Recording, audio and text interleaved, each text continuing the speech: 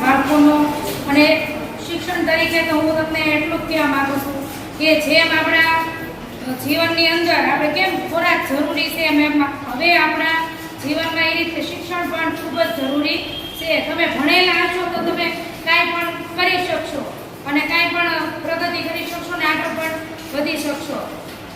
અને જેમ કેમ આપણે અપંગ લોકો હોય કે એને પગ નથી એમ આપણે ભણ્યા નહીં હોય તો આપણે પણ આપણી જિંદગી એવી જ રહેવાની છે. એટલે માટે આપણે જીવનની અંદર શિક્ષણ પણ ખૂબ જ જરૂરી છે. બસ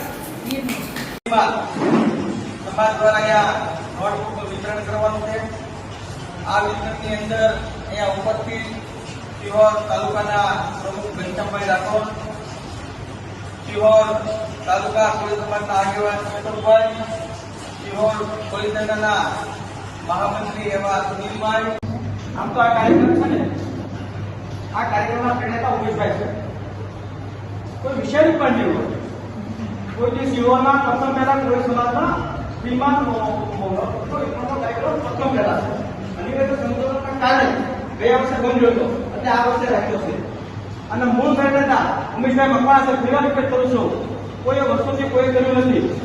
એટલે ઉમેશભાઈ મકવાણા આવશે અમને જેમને આગેવાનો થકી ડોનેશન લઈ આવ્યા, પરંતુ 38 લાખ રૂપિયા આપણે 38,000 રૂપિયાનો મળી શકતા હોય એમને 38 લાખ રૂપિયા એકત્રિત કર્યા અને આ પુસ્તકો લઈ આવ્યા છે. અને સત્ય એટલી પુસ્તક આપ્યું તમે માર્કેટમાં લેવા જશો ને તો એ પુસ્તક તમને 40 થી 42 રૂપિયા મળે છે. આ પુસ્તક તમને 70 થી 80 રૂપિયા આપવામાં આવ્યું હતું ગયા વર્ષે ને આ વર્ષે. અને આ વર્ષે જે માતા અને પિતા નથી એવા બાળકોને જે ખરીદી ન શકતા હોય, અગવડતા ખૂબ હોય, એના માટે એમને ભગવાને એવો સારો વિચાર આપ્યો અને વિચાર સાથે આ બાળકોને ફ્રીમાં કપડા દેવા માટે આયોજન કર્યું છે. અને ઉમેશભાઈ બે એની તાલીમ છે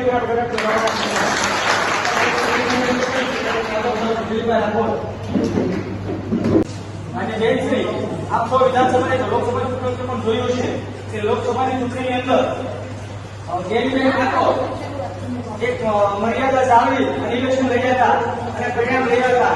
જયશ્રી પણ અગમે છે, એને લાજ કાઢી અને પરિણામ લઈ આવ્યા છે. મંજુલાબેન એવી રીતે કે લાજ કાઢી એમના જે કઈ બેઠા છે પરંતુ લાજ કાઢીને પ્રોસેસ કરશે. મંજુલાબેન રાખો.